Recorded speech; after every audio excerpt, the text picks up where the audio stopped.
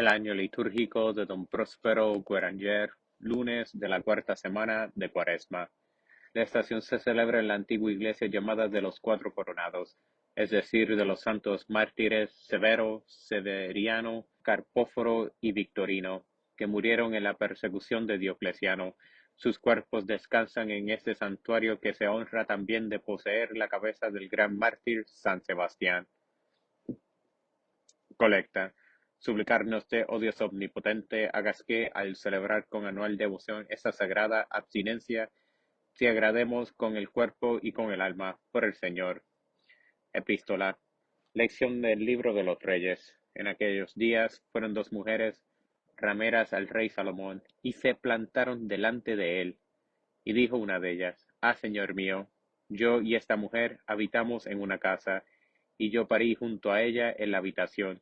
Y al tercer día, después que parí yo, parió también ésta, y estábamos juntas, y no había nadie más con nosotras en la casa, excepto nosotras dos. Y murió el hijo de esta mujer una noche, porque, mientras dormía, lo ahogó, y levantándose a medianoche, quitó a mi hijo de mi lado y lo puso en su seno.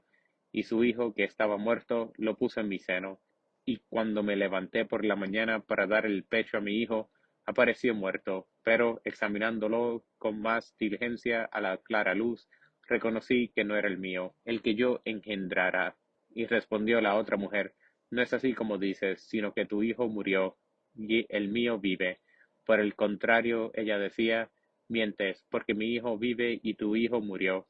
Y de este modo altercaban ante el rey. Entonces dijo el rey: Esta dice: Mi hijo vive, y tu hijo murió. Y ésta responde: No, sino que tu hijo murió, y el mío vive. Dijo pues el rey: Traedme una espada.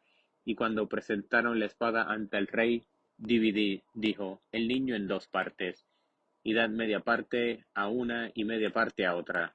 Entonces dijo la mujer, cuyo hijo estaba vivo delante del rey, porque se conmovieron sus entrañas por su hijo: Por favor, señor, dadle a ella el niño vivo, y no lo matéis. Por el contrario, la otra decía: No sea ni para mí ni para ti, sino que se divida. Respondió el rey y dijo: Dadle a aquella el niño vivo, y no se lo maté, porque ella es su madre. Oyó pues todo Israel el juicio que había hecho el rey, y temieron al rey, viendo que la sabiduría de Dios estaba en él para hacer justicia. Nuestra madre, la Iglesia. San Pablo nos explicaba en la epístola de la misa de ayer el antagonismo de la sinagoga y la Iglesia, y cómo el hijo de Agar persigue al hijo de Sara, a quien ha preferido el padre de familia. Hoy estas dos mujeres que comparecen ante Salomón nos recuerdan esta misma idea. Se disputan un hijo. Este hijo representa a la gentilidad que comienza a conocer al verdadero Dios. La sinagoga, figurada por la mujer que dejó morir su hijo, es decir, el pueblo a ella confiado, reclama injustamente a aquel que no pudo llevar en su seno, y como esta reclamación no se le inspiraba su amor de madre sino su orgullo, le es indiferente que se le mate, con tal que le sea arrebatado a su verdadera madre, la Iglesia. Salomón, el rey pacífico, figura de Cristo, entrega el hijo a quien después de concebirle le dio a luz y le alimentó. De este modo quedó avergonzada la madre falsa. Amemos pues a nuestra Santa Madre la Iglesia, esposa de nuestro Salvador. Mediante el bautismo nos ha hecho hijos de Dios, nos ha alimentado con el pan de vida, nos ha infundido el Espíritu Santo, y finalmente, cuando hemos tenido la desgracia de recaer en pecado, nos ha devuelto la vida mediante el poder divino de las llaves. El amor filial para con la Iglesia es la señal de los elegidos. La obediencia a sus mandamientos es la nota de un alma en que reina Dios en ella. Evangelio. Continuación del Santo Evangelio según San Juan. En aquel tiempo estaba cerca la Pascua de los judíos.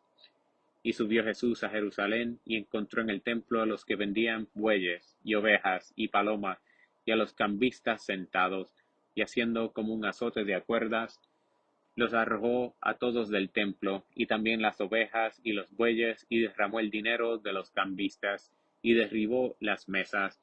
Y a los que vendían palomas les dijo: Quitad esto de aquí, y no hagáis de la casa de mi padre una casa de negocios.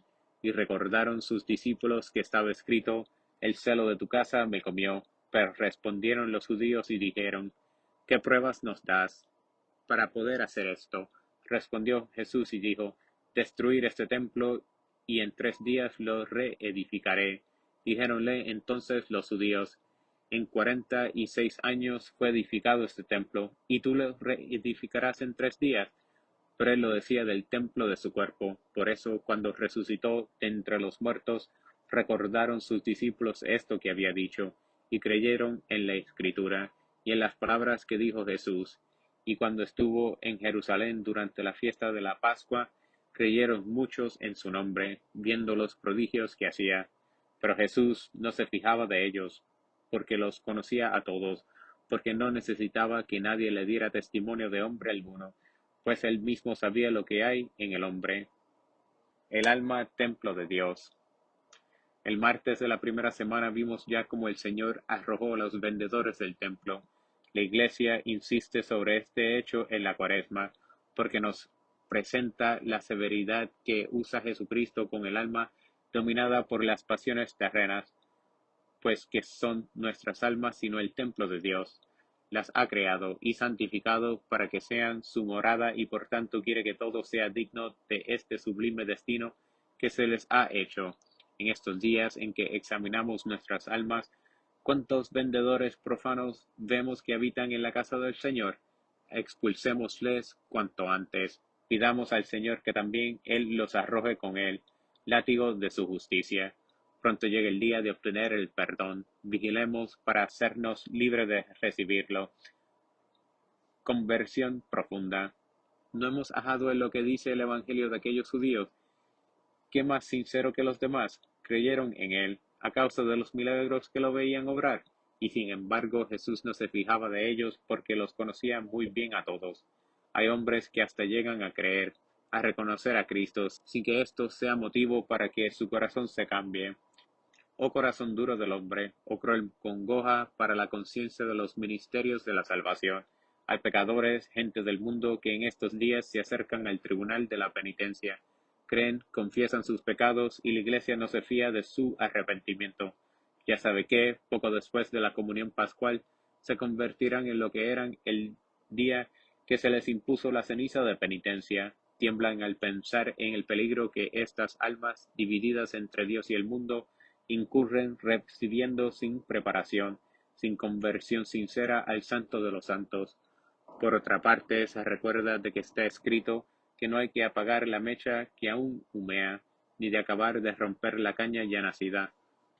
Roguemos por estas almas cuya suerte es tan inquietante, y pidamos para los pastores de la Iglesia algunos rayos de esta luz en que Jesús conocía todo lo que había en el hombre. Oración. Humillad vuestras cabezas a Dios. Suplicarnos usted, Señor, escuches benigno nuestros ruegos, y a los que les concedes el deseo de pedir, dales el auxilio de tu protección. Por el Señor.